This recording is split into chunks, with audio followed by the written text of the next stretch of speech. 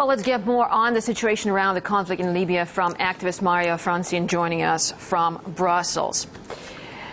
Well, as we just heard and as we know, Gaddafi has vowed once again to fight till the end, promising a long guerrilla war. So, Mr. Francin, how realistic is this and how strong are NATO and the rebels at the moment? It's difficult to say from Brussels, but what we can say is that until now there was no military occupation or intervention in which the population didn't resist.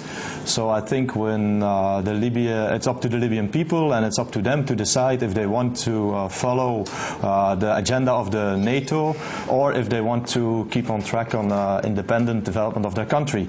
It's up to them. Well, you know, yesterday the group called Friends of Libya, comprising 60 countries, met in Paris to thresh out Libya's future. So how do you see NATO's role developing in the country post-Gaddafi? Everybody is focusing now on this conference in Paris, but don't forget the war is still waging in Libya. Bombardments of NATO still continue on several cities. So we have to see this conference as another means of the NATO to impose their agenda. And our foreign minister of the Belgium, Foreign Affairs of Belgium, of our running government, was very clear this morning here in Brussels on the radio.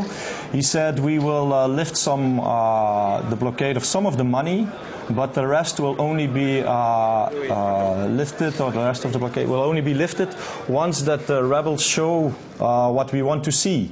So he's using it already now to blackmail their former alliance on the ground, the CNT. And it's not the only thing. We also hear about World Bank, IMF, who want to give loans. So what we see happening now is that the NATO Western countries are trying to impose their will on the CNT through other means. Until now, the CNT was depending completely on the NATO to advance on the ground. Now, apparently, they seem to have some control still with NATO bombing, but a second agenda is imposed, and now they try to tie Libya and the development of Libya to Western interests through the money and using the money that belongs to the Libyan people and international loans to World Bank and IMF, and we all know what they want to impose on countries where they give loans. Well, NATO just vowed that it will stay in Libya until the end of the war. So could there be ulterior motives behind this decision? I didn't expect that they would leave before the end of the war. It's their war. And without NATO bombing, the war could be finished very soon. It's also what we saw in the beginning of the rebellion.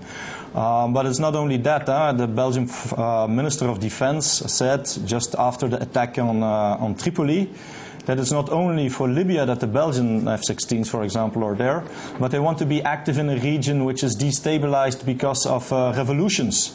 So I think we cannot isolate the presence of NATO and link it only to Libya. I think NATO and the Western countries have other interests in the area.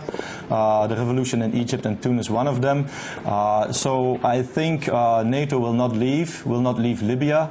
We all know that one of the important motivations for this war was a military base to have them in Libya.